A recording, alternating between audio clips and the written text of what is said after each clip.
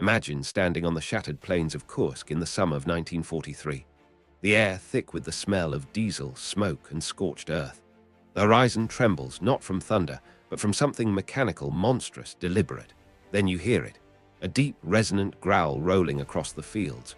The ground shakes under your boots. Out of the haze it appears, square-jawed, heavy, confident, unstoppable.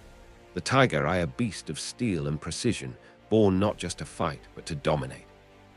Before we dive deep into its story, take a second. If you love history, if you live for the kind of tales where courage meets engineering and where men faced monsters of their own making, subscribe to the channel, hit that like button, and share this video with someone who'd feel those same chills running down their spine at the sound of that engine. All right, let's go back to where it all began.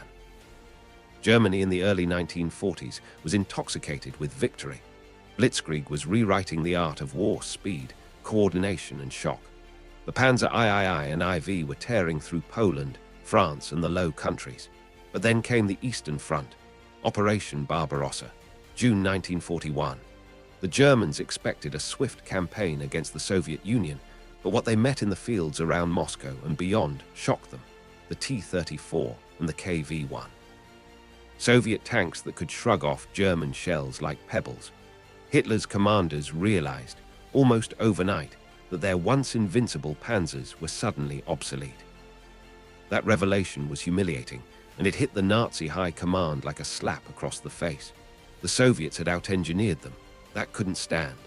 In response, an urgent order went out to Germany's top tank manufacturers, Henschel and Porsche. The task: build a new tank, one that would restore fear to the battlefield. Something that could destroy a T-34 at over a mile away, something whose armor couldn't be penetrated by anything the Allies had. It wasn't a tank they were asking for. It was a symbol, a statement of dominance. Ferdinand Porsche, a name that even today carries weight, was convinced he had the answer. His team began designing a tank powered by an advanced gasoline-electric hybrid system. Yes, in 1942, but his design was complicated, temperamental, and prone to failure.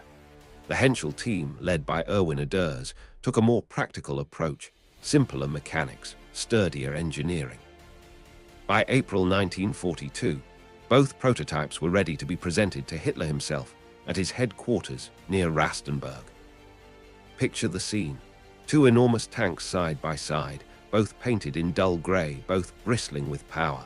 Hitler, with that obsessive gleam in his eye, inspecting every bolt, every contour. He was mesmerized. The Tiger, as it would come to be called, embodied everything he worshipped: strength, intimidation, invincibility. After a short test, Henschel's version was chosen for mass production. Porsche's design was scrapped, though not entirely wasted. His chassis would later become the base for the fearsome Ferdinand tank destroyer. And so, the Tiger Eye was born. Officially designated the Panzerkampfwagen VI Tiger Ors. It weighed nearly 57 tons, which made it slower than earlier tanks, but that weight came with a terrifying gift: armor that was 100 millimeters thick on the front, nearly 4 inches of hardened steel. The Allies soon learned that standard shells would just bounce off. It wasn't just protection, it was psychological warfare. But armor alone doesn't win battles. The Tiger carried what became its soul: the 88 MKW K36L56 gun. This weapon was adapted from the famous 88 anti-aircraft cannon, which had already earned a grim reputation in North Africa for punching holes through British tanks like paper. Mounted on the Tiger, it became an apex predator's fang. The gun could destroy a T-34 or Sherman from over 2 kilometers away, long before they could even return fire. There's a chilling efficiency in that. Crews who manned the Tiger described it with a kind of reverence. Inside, it was cramped, hot, suffocating, but it was also their world. 5 men: commander, gunner, loader, driver, and radio operator. Every one of them knew that if the Tiger performed as it should, they were nearly untouchable. The Germans even had a saying: "Where the Tiger is, the front is." The first Tiger saw combat near Leningrad in September 1942. It wasn't an easy debut. The terrain was swampy, the conditions brutal, and mechanical failures plagued the early models. The Tiger was strong, yes, but it was also complex. The transmission could fail, the suspension could jam, and the sheer weight meant it could get bogged down in mud too easily. Yet, when it worked, it was devastating. By early 1943, the Tiger had evolved from an experimental weapon into a battlefield legend. On the Eastern Front, Soviet crews feared even rumors of Tigers. You'd hear stories of entire Soviet units retreating upon spotting a single one. In North Africa, Rommel himself requested Tigers for the Afrika Korps. Imagine the shock on Allied faces when those grey monsters rolled over the dunes of Tunisia for the first time. British reports described them as tanks from another planet. One of the most famous Tiger commanders was Michael Whitman, a quiet, disciplined man with the kind of nerves that wore tests to the limit. On June 13, 1944, in the French village of Villers-Bocage, Whitman and his Tiger ambushed an entire British column. In a span of just 15 minutes, he destroyed 14 tanks, 15 carriers, and 2 anti-tank guns. 15 minutes. His name spread like wildfire. To the Germans, he was a hero. To the Allies, he was the face of death on tracks. But let's pause for a moment here, because it's important to understand. The Tiger wasn't just a tank. It was a contradiction, a mechanical masterpiece that was also a logistical nightmare. It required enormous amounts of fuel, up to 500 liters per 100 kilometers. It was so heavy that many bridges couldn't support it. Maintenance was constant. Spare parts were rare. And every Tiger cost about 250,000 Reichsmarks, twice the cost of a Panzer IV, and 5 times that of a T-34. Germany built only about 1,347 Tigers. Compare that to over 50,000 T-34s and nearly 50,000 Shermans. It was an elite machine in an army increasingly short on time, fuel, and resources. The Tiger could dominate any single battle, but wars aren't won by individual battles. They're won by logistics, production, and endurance. That's where Germany began to fall apart. Still, when you read combat reports from Allied soldiers, there's a tone of respect, even awe. An American tank gunner once wrote, "When we saw a Tiger, we knew we were in trouble. You just didn't fight it. You tried to outflank it, you called in artillery, or you ran." Another recalled firing shell after shell at one, only to watch them ricochet harmlessly off its armor. "It felt like throwing stones at a train," he said. The Tiger I's armor design was vertical, which by later standards wasn't the most efficient, but its sheer thickness compensated for it. Each plate was interlocked and welded with almost obsessive precision. The craftsmanship was extraordinary, bordering on artisanal. And that was both its strength and its curse. German engineers couldn't resist over-engineering. Every bolt, every bearing was built with near perfection, but it made production painfully slow. By 1944, the Allies had learned to adapt. They developed tactics to deal with Tigers, calling in airstrikes, swarming them with multiple Shermans, or targeting their weaker side and rear armor. The British even developed the Sherman Firefly, armed with the powerful 17-pounder gun, specifically to counter Tigers. Still, you'd often see Firefly crews painting false barrels to disguise themselves, because being recognized as a Tiger killer made you a prime target. There's an almost mythic quality to the Tiger's presence in battle. German propaganda capitalized on that, too. Newsreels showed columns of Tigers crushing obstacles, their turrets turning with slow, deliberate menace.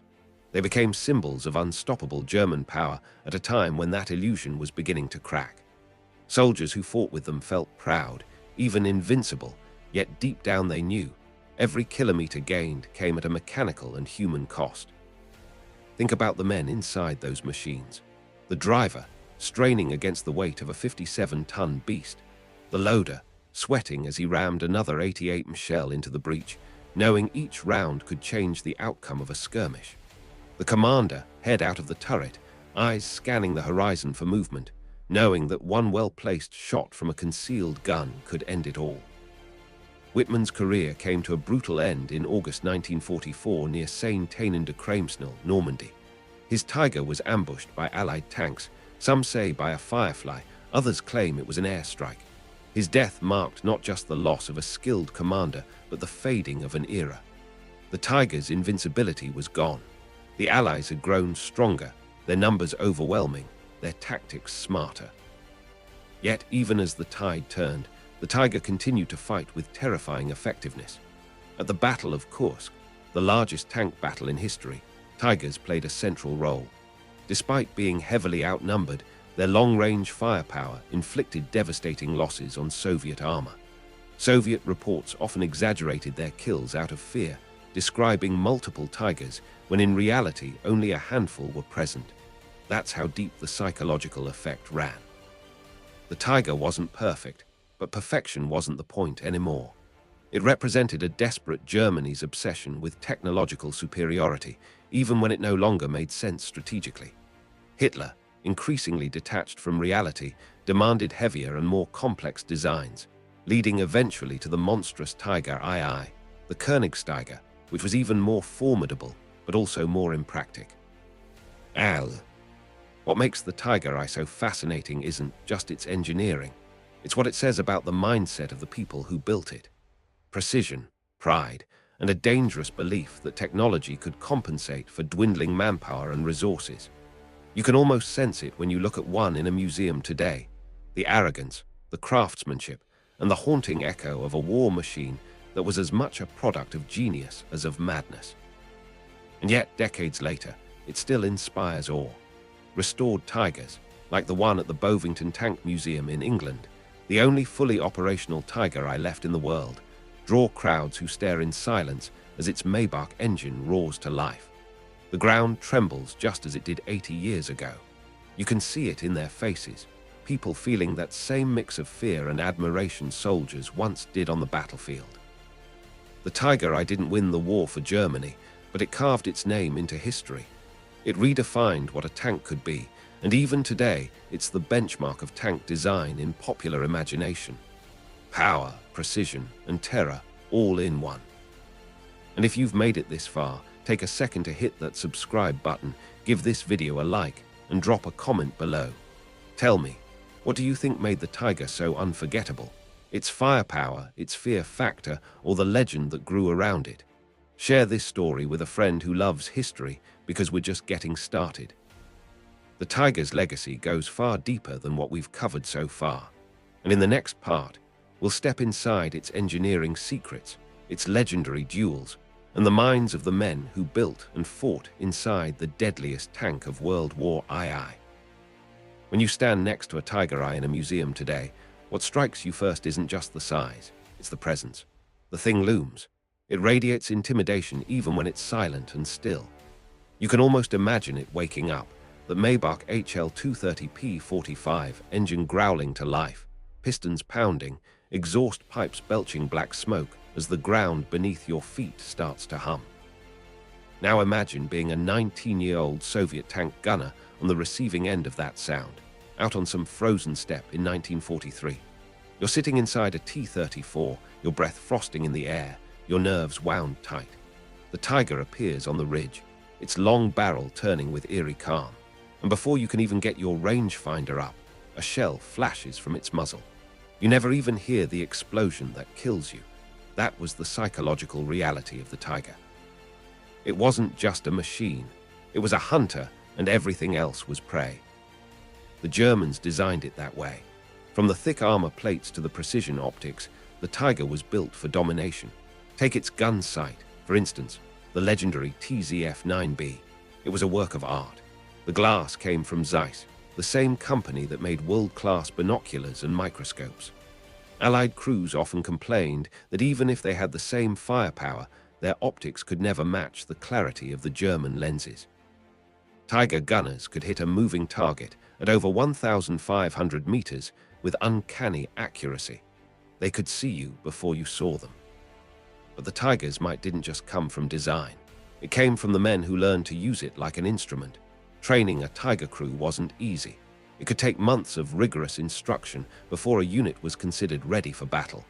They studied not just gunnery and driving, but also communication, tactics, and maintenance. Every man had to know every part of the tank, because if something went wrong, and it often did, they couldn't wait for a mechanic. They had to fix it themselves, often under fire.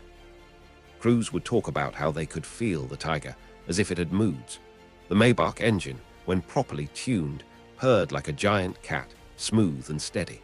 But if a bearing started to wear, or if the transmission began to slip, you de-sense it instantly through the vibrations. A good driver could tell you the condition of his Tiger without opening the engine hatch. There was an intimacy between man and machine that's hard to imagine today.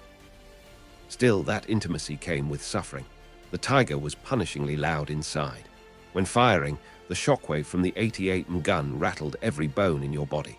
The smell of burnt powder mixed with sweat, oil, and fear. Temperatures could climb past 40 degrees Celsius inside the turret. There was no comfort, just discipline and routine. Yet, for those who survived, there was pride too. To be a Tiger crewman was to be part of an elite. The Wehrmacht treated Tiger units as shock troops, often deploying them at critical points in battle. A single Tiger platoon could anchor an entire defensive line or break an enemy assault. One famous Tiger unit, the 503rd Heavy Panzer Battalion, fought across multiple fronts, from Kursk to Normandy. Their reports read like a mechanical odyssey. They destroyed hundreds of enemy tanks, often at impossible odds. But their logs also tell a quieter story of braked owns, of endless repairs, of crews scavenging parts from destroyed Tigers to keep others running. In many ways, the Tiger's greatest enemy wasn't the Allies. It was its own complexity. Each Tiger contained over 26,000 individual components. Every piece required precision machining. The armor plates had to be heat-treated in massive furnaces, a process that consumed enormous amounts of energy Germany could barely spare by 1944. Even transporting the Tiger was a logistical headache. It was too wide for standard rail cars, so crews had to remove the outer set of tracks for travel, then reattach them before combat. That process alone could take hours. Imagine doing that while Allied bombers roared overhead. But the German engineers weren't fools. They knew these drawbacks. They just believed that technological superiority could compensate for them. To them, war wasn't just about numbers, it was about mastery. The Tiger was meant to be an expression of that belief.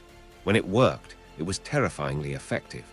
At Kursk, for instance, a single company of Tigers destroyed over 200 Soviet tanks in just a few days. The Soviets eventually learned to fight back with ambush tactics, artillery, and overwhelming numbers, but the psychological scar lingered. Many Soviet reports exaggerated the number of Tigers in any engagement simply because their presence distorted reality. Meanwhile, on the Western Front, Allied soldiers had their own legends. They spoke of Tiger fear. In Normandy, even when none were present, American and British units would sometimes report being attacked by Tigers simply because they heard heavy engines or saw a shadow that looked too big to be a Panzer IV. That's how deep the myth ran. The Tiger was no longer just a weapon, it was a ghost. There's a remarkable story from Normandy in 1944. A Sherman platoon commander named Joe Ekins spotted what he thought was a Tiger about 1,000 yards away. His gunner took the shot, a near-impossible hit, and the Tiger burst into flames. Only later did they learn it was Whitman's tank. The man who had once been the face of German armored invincibility met his end at the hands of a tank that on paper should have been inferior in every way. But that was the changing tide of war. The Allies had learned. Numbers, coordination, and adaptability were finally overcoming design perfection. Even so, the Tiger's legend continued to grow. Captured examples were studied obsessively by Allied engineers. The Americans tested one at the Aberdeen Proving Ground, noting both its brilliance and its flaws. The British dismantled another, marveling at its craftsmanship, but criticizing its over-engineering. The Soviets simply sent a report back to Moscow, a formidable machine, but one that consumes itself. They weren't wrong. As Germany's war effort began collapsing in 1944 and 1945, production slowed to a crawl. Factories were bombed, resources dried up, and skilled labor became scarce. Yet the Germans kept building Tigers, as if sheer belief could keep the Reich alive. By the war's end, only a handful were still operational. Many were abandoned or destroyed by their own crews to prevent capture. Some were buried in mud or left smoldering by the roadside, silent witnesses to the end of a dream that had turned into a nightmare. Still, it's hard not to feel a kind of tragic admiration for the Tiger. It was a weapon born from ambition and desperation, from genius and delusion. It represented everything both brilliant and broken about the German war machine. When Allied soldiers finally stood over captured Tigers, they often ran their hands along the armor, marveling at how thick it was, how precise the welds were. One British engineer reportedly said, "It's beautiful, but thank God they couldn't build more." You see, the Tiger was a paradox in motion, too advanced for its time, yet built in a world that couldn't sustain it. It was like trying to run a masterpiece on fumes. Its influence, though, lived on. Post-war tank designers studied its lessons, the importance of armor sloping, the balance between firepower and mobility, the psychological impact of design. The Soviets took notes that would eventually inform their T-54s. The Americans learned the value of simpler, mass-producible designs, like the M26 Pershing. But even in obsolescence, the Tiger remained iconic. In the decades after the war, its silhouette appeared in books, films, and war games. The sound of its engine became shorthand for danger. Hollywood couldn't resist it, though they often had to disguise other tanks to play the role of a Tiger because so few real ones survived. That's how rare and revered it became. And the funny thing, even today, if you put a modern Abrams tank next to a restored Tiger, people still gravitate toward the Tiger. There's something primal about it. It doesn't just look powerful, it feels alive. You can see the weld lines, the handcraft, the human fingerprints in its design.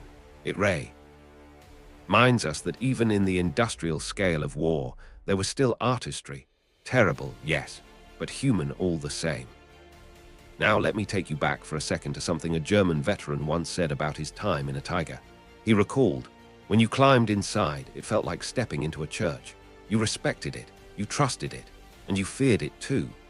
That mixture of awe and fear, of reverence for a machine that could both protect and kill you, is something that defines every account of the Tiger. It wasn't just a tank, it was an experience. But that experience came with a cost. Maintenance crews would often work through the night, torches glowing under the dark sky, patching armor, replacing tracks, cleaning filters. Every morning, they'd climb back into battle, exhausted but determined. They knew that if the Tiger failed, it wasn't just metal that would die, it was them. By late 1944, the Tiger was already being overshadowed by its successor, the Tiger II or Königstiger. Bigger, heavier, deadlier, but also even more prone to mechanical failure. The Germans never learned the lesson that simplicity wins wars. And yet, in a strange way, the Tiger I remains more beloved. It struck the perfect balance between terror and elegance. The Tiger II was an overstatement. The Tiger I was a masterpiece. It's easy to get lost in the numbers, the kill counts, the mechanical details. But when you step back and think about it, the Tiger story is really about human ambition. How far people will go to create something extraordinary, even in the midst of chaos. It's about engineers pushing the limits of what was possible, soldiers placing their lives in the hands of machines, and enemies learning to adapt or die. And if you're still watching now, you're part of that same fascination that's kept the Tiger's story alive for generations. So take a moment, subscribe to the channel if you haven't yet, hit the like button, and tell me in the comments, do you think the Tiger's greatness justified its flaws? Was it a stroke of genius or a fatal overreach? I'd love to hear your take. Share this with a friend who loves history as much as you do, because in the next part, we'll get even deeper into how the Tiger shaped the very idea of armored warfare, and what happened to the men who rode those steel beasts long after the guns fell silent. When the guns finally went quiet in 1945, the world tried to move on, but the shadow of the Tiger never really faded. On the battlefields of Europe, wrecks of the once feared tank lay scattered, some half sunken in mud, others burnt out beside cratered roads. For years after, farmers ploughing their fields would hit buried steel, sometimes uncovering a turret ring or a rusted shell casing, silent reminders of the machine that had once ruled the ground. But history has a funny way of remembering its monsters. The Tiger I didn't die in those fields. It lived on in stories, in whispered awe, and in the minds of engineers who saw in it both warning and inspiration. Let's rewind a bit, back to what made the Tiger such an icon even beyond its technical brilliance. There was something psychological, almost theatrical, about its presence. The sound of its Maybach engine could be heard miles away, a deep mechanical heartbeat that seemed to promise destruction. Allied tankers said you could feel it before you saw it, a tremor in the ground, a low growl through the air. For many, that sound alone was enough to make them doubt their chances of survival. It's easy to think of war as numbers and strategy, but on the ground, it's emotion and instinct. Fear moves faster than bullets. The Germans understood that, whether consciously or not. The Tiger wasn't built only to win battles, it was built to make enemies hesitate. One of the reasons the Tiger terrified so many was the combination of precision and patience it brought to a fight. Unlike lighter tanks that darted across fields, the Tiger moved slowly, deliberately, almost like a predator stalking its prey. A Sherman crew might rush forward, fire off a few shots and retreat. The Tiger would advance, stop, aim and fire once. One shot, one kill. That kind of cold precision had a demoralizing effect. Allied crews described it as fighting a ghost with perfect aim. But inside the Tiger, things weren't as calm as they looked from the outside. A veteran gunner once described the chaos of firing under pressure. The smell of cordite choking the air, the clang of shell casings, the shouts of the commander calling targets, the loader's frantic movements. The 88mm gun had a recoil so strong it could knock a man off balance if he wasn't braced. Every hit, every kill was bought with sweat, deafness, and nerves stretched to the limit. Despite its fearsome reputation, the Tiger was also a constant reminder of Germany's worsening situation. Its crews often fought isolated, short on fuel and ammunition. Many Tigers had to be abandoned, not because they were destroyed, but because they simply ran out of resources to keep moving. There's a story from the retreat across the Dnieper in 1943. An entire platoon of Tigers left behind and blown up by their own crews because there wasn't enough fuel to get them across the river. Those men stood on the opposite bank, watching their invincible machines burn, knowing the war was slipping through their fingers. Still, even as Germany fell apart, the legend of the Tiger grew. Captured Tigers were paraded in Allied propaganda as trophies. Soldiers would climb onto their hulls to pose for photographs, as if conquering some mythic beast. Engineers in London, Moscow, and Washington eagerly tore them apart, taking notes on everything from suspension systems to welding techniques. What they found fascinated them. German craftsmanship was superb, but inefficient. Every component was precision-made, requiring careful fitting. The Allies, in contrast, had embraced standardization, less perfect, but faster and cheaper. It was the difference between an artisan's workshop and an industrial assembly line. The Tiger, for all its genius, represented the limits of perfection. It was proof that brilliance without practicality can't win wars. But what it gave to the world was more than a battlefield lesson. It gave a vision of what a tank could be. Before the Tiger, tanks were seen largely as mobile artillery, tools of support and movement. After the Tiger, they became symbols of dominance. The idea that one tank could control the field through sheer power changed military thinking forever. You can see that influence ripple through post-war designs. The British Centurion, the Soviet T-54, the American M48, all carried echoes of the Tiger's philosophy. Heavier armor, bigger guns, better optics. The difference was that these new machines learned from its mistakes. They found the balance between power and practicality. And yet, ask any tank historian today, and most will tell you, there's still something unmatched about the Tiger's aura. That aura has a lot to do with how the world rediscovered it after the war. For a long time, the Tiger was just a name in old reports. But in the 1960s and 70s, as war museums began restoring preserved examples, people saw them again up close. The one at Bovington Tank Museum became almost mythical. It was captured in Tunisia in 1943, shipped to England, and later restored to running condition. The first time it started up again in modern times, the sound drew a crowd that stood in stunned silence. People said it didn't just sound loud, it sounded alive. Even veterans, men who had fought against Tigers, found themselves whispering in awe. I remember the first time I saw it myself, years ago. Standing there, you don't just see a tank, you feel the story. The scars on its armor, the chipped paint, the smell of oil, it's like time hasn't passed. I found myself wondering about the men who had sat inside it, the ones who had trusted it to carry them through fire. The Tiger isn't just a machine, it's a time capsule of everything human about war, ambition, fear, pride, and loss. The more you study it, the more contradictions you find. The Germans built it to symbolize superiority, but in the end, it exposed their weaknesses. They poured their dwindling resources into building the ultimate weapon when what they really needed was more of the ordinary ones. Hitler demanded miracles from his engineers, and the Tiger was one of them. But miracles don't come cheap. Every Tiger that rolled off the assembly line meant fewer supplies for the rest of the army. By 1945, there were entire divisions with no tanks at all, while Tigers sat immobile for lack of parts. And yet, for the soldiers who fought in them, there was loyalty. Many Tiger crewmen refused to abandon their tanks even when ordered to. They saw the Tiger as a comrade. One veteran said, "When you fought in a Tiger, you believed nothing could touch you. It gave you courage. When you lost it, you lost that courage too." That kind of attachment is rare. You don't often hear that kind of affection for machines of war. But the Tiger wasn't ordinary. It inspired something deeper, something closer to faith. In the last months of the war, as Allied forces pushed into Germany, Tigers were often used as mobile fortresses, dug into defensive positions, and used as immovable guns. Even in defeat, they remained deadly. There are records of single Tigers holding up entire Allied advances for hours. But no machine can stand against time. Fuel ran out. Shells ran out. Men ran out. The invincible tank that had once symbolized domination became a stranded relic amid ruins.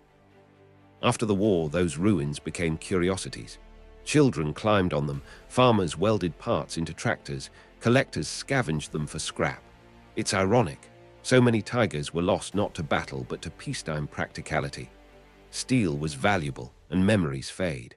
But for those who remembered the sound, the fear, the power, it never rear. Ellie left. And maybe that's why the Tiger's story endures. It's not just nostalgia or fascination with war machines. It's what the Tiger represents. The human obsession with building something perfect, even when perfection destroys you. The belief that engineering can transcend reality. The same impulse that built cathedrals and skyscrapers also built the Tiger Eye. It's the same dream and the same hubris. When modern historians look back, they often debate, was the Tiger a success or a failure? Militarily, it couldn't change the outcome of the war. Strategically, it was unsustainable. But emotionally, symbolically, it was unmatched. The Tiger became the face of armored warfare. Even now, when people think of World War II tanks, they don't picture the Sherman or the T-34. They picture the Tiger. Its shape, its snub-nosed gun, its hulking frame, it's burned into our collective imagination. And it's strange to think that something so deadly could become something so beloved. But that's history for you.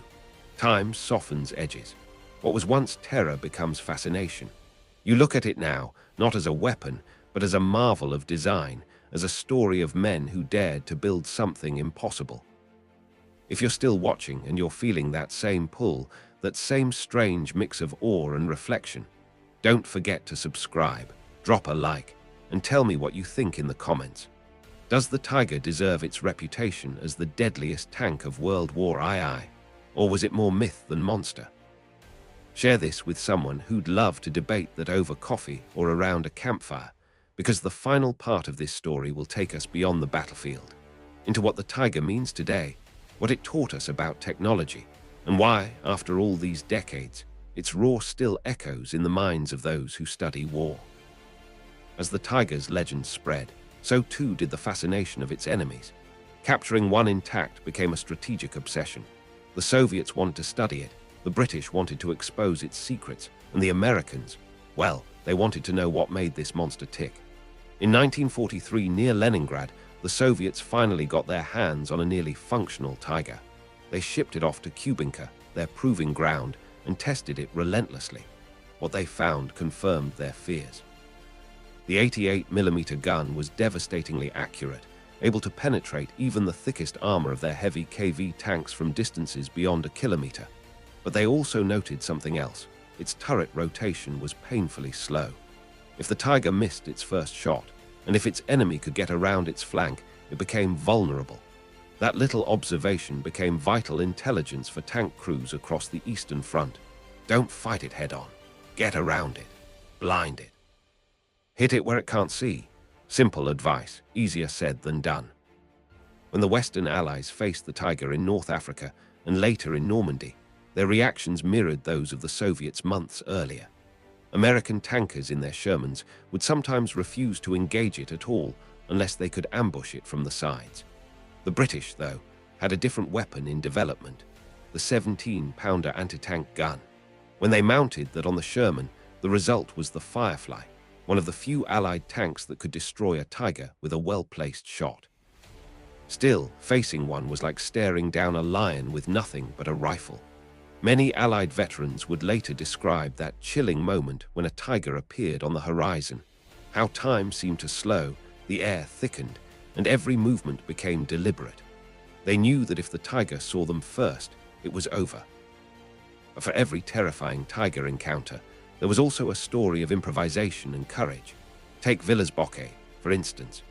In June 1944, a single Tiger commanded by Michael Whitman rolled into the British column on the outskirts of that small French town and wreaked utter havoc. Within 15 minutes, he destroyed an entire column of tanks and vehicles, 27 of them, before his own tank was finally disabled. That day cemented Whitman's reputation as one of the most feared tank commanders in history. But his success also fueled Allied propaganda about the invincible Tiger. They turned him into a symbol of the war machine they had to beat, a monster that embodied German engineering and deadly precision. Now, people often imagine the Tiger as unstoppable, but let me tell you, I've read through declassified maintenance logs and combat reports, and they tell a very different story. Those tanks broke down more than they fought. The gearbox was overcomplicated, the suspension fragile, and the sheer weight of the thing caused endless trouble on muddy or uneven terrain. Crews sometimes abandoned them not because they were destroyed, but because the engine caught fire or the transmission seized. Field mechanics called them divas of the battlefield, beautiful, deadly, and constantly demanding attention. The Germans knee. This too. They even had entire recovery units dedicated to retrieving stranded Tigers because they were too valuable to leave behind. As 1944 turned into 1945, the Tiger's role began to fade. Newer tanks, like the Tiger II, known as the King Tiger, took its place at the tip of Germany's armored spear. But even then, the Tiger I remained the heart of Germany's armored myth. Soldiers spoke of it with reverence. Allied intelligence briefings continued to warn of its presence even when there were none left in the area. It became more than a machine. It became a psychological weapon. And perhaps that was its greatest strength. The mere rumor of a Tiger nearby could halt an entire Allied advance. Imagine that. A tank that could win battles without firing a shot, simply by existing in the minds of its enemies. Yet for the crews inside, it wasn't a myth. It was heat, noise, cramped metal, the smell of oil and cordite, the deafening roar of the Maybach engine behind them. There were moments of triumph, sure, when they fired first and hit true, but also moments of terror. Tank warfare is never one-sided.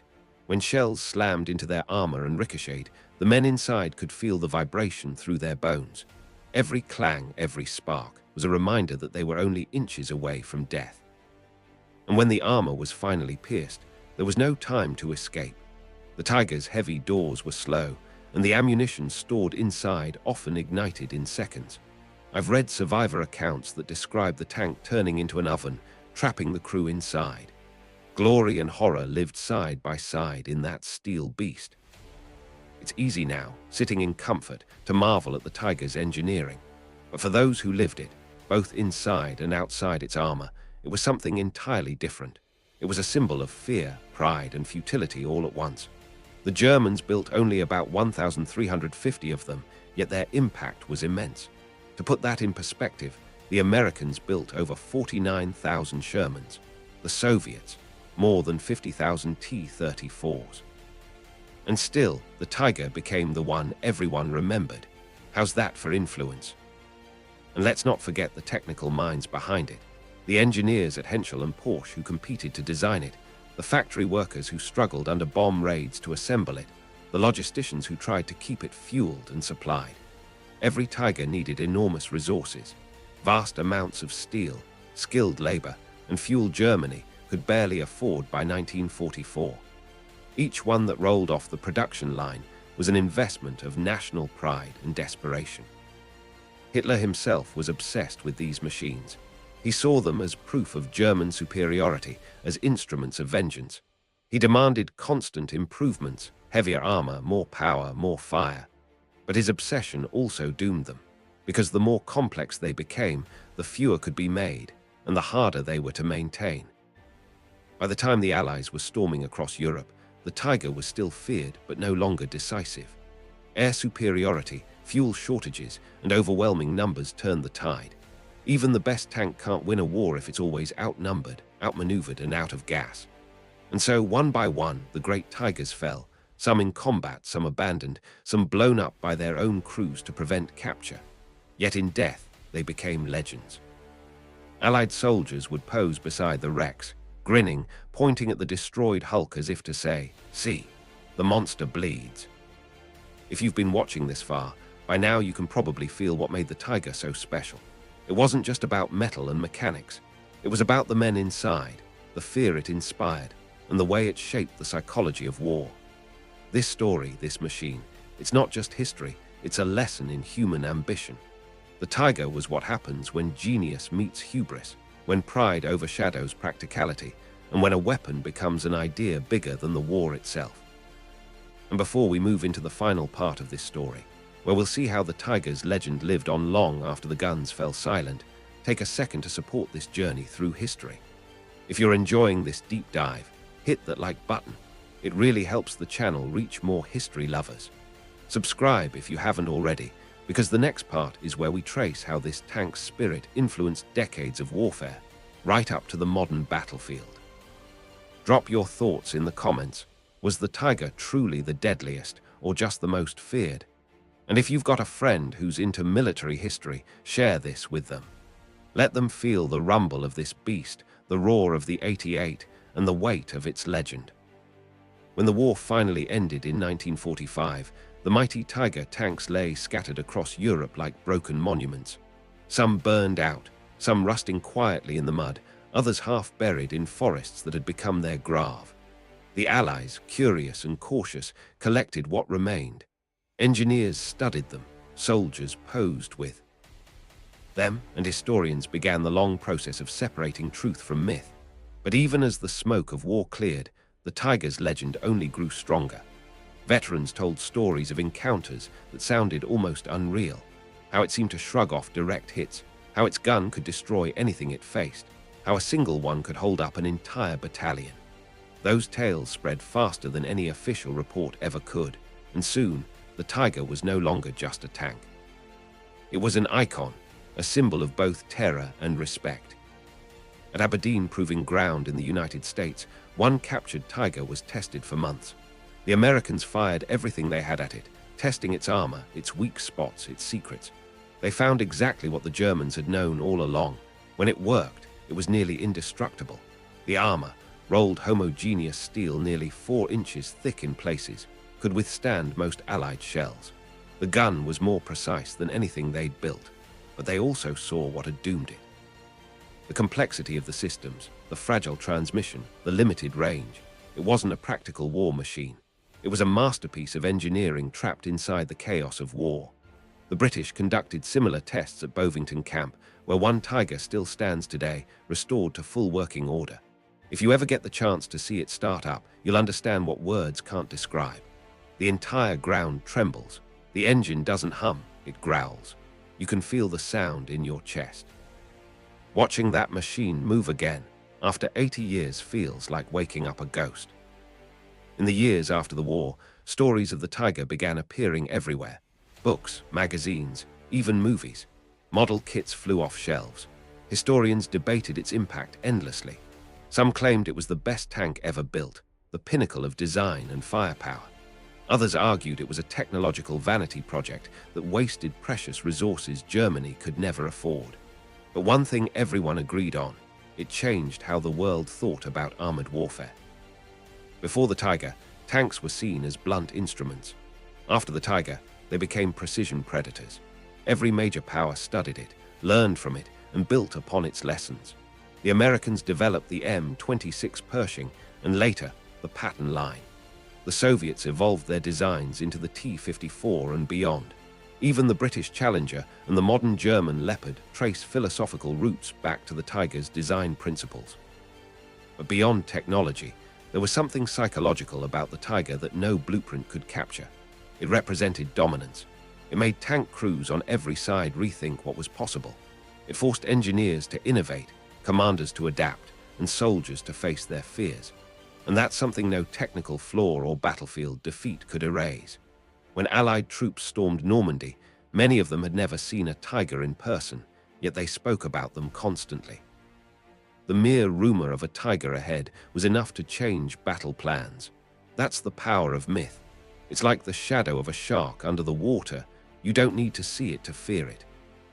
As Germany collapsed, some Tiger crews destroyed their own tanks to prevent capture. Others simply ran out of fuel and abandoned them. And yet, in that defeat, something strange happened. The Tiger became immortal. It wasn't the victors who preserved its legend, it was everyone. The Allies kept studying it. The Soviets kept testing it. Even post-war tank designers quietly admired it. In museums, it became a centerpiece, a relic from an age when machines were built with a mix of genius and madness. I remember standing before one years ago at the Bovington Tank Museum, watching kids press their faces to the glass, whispering in awe. One of them said, "It looks alive." And you know, he wasn't wrong. There's something almost animal about it. The way the armor slopes, the way the gun juts forward like a claw ready to strike. It's not just a machine, it's a creature of its time, born from war, fear, and obsession. The Tiger's influence extended far beyond the battlefield. It reshaped popular imagination. From old war films to video games, it became the gold standard of tank warfare, the monster everyone wanted to command or destroy. Even those who know little about World War II recognize the name Tiger Tank. It sits alongside the Spitfire, the Bismarck, and the U-boat as symbols of a world gone mad with invention. But that recognition comes with something deeper, a reminder of how fragile power really is. For all its might, the Tiger couldn't change the outcome of the war. It could terrify, it could destroy, but it couldn't stop the inevitable. In the end, numbers, logistics, and willpower won. That's the lesson history always teaches in the quiet after the thunder fades. I often think about the men who drove those machines. Not the generals or engineers, but the crews, the loaders, the gunners, the drivers. Most of them were young, barely out. Of their teens, they didn't see the Tiger as a symbol. To them, it was a home, a furnace, a prison. They ate, slept, fought, and sometimes died inside it. They gave the machine its heartbeat. Without them, it was just cold steel. There's a line from a letter written by a German tank commander to his family in late 1943. He wrote, "Inside this tank, I can feel both the power of God and the fear of death." That line has always stayed with me. It captures the strange duality of the Tiger, how it inspired awe and dread at the same time, even among those who lived within its walls. And so when people ask, was the Tiger the deadliest tank of the war? My answer is complicated. On paper, perhaps not. It was too few in number, too unreliable, too heavy for its own good. But in the hearts of those who faced it, it was unmatched. The Tiger wasn't the deadliest because of statistics. It was the deadliest because it made men doubt themselves. It ruled the battlefield not just with armor and fire, but with fear. It turned tank warfare into a psychological duel. And even today, when you read about it, you can feel that tension between perfection and tragedy. There's a moment at the end of every war when machines like the Tiger fall silent and history moves on. But legends have a way of lingering. The Tiger's roar still echoes, not in sound, but in spirit. It lives in the DNA of every modern tank, in every armored doctrine, in every conversation about military innovation. It reminds us that greatness and folly often walk hand in hand, that a weapon can be both a masterpiece and a mistake, and that behind every invention of war lies the eternal human desire to dominate, to survive, and to be remembered.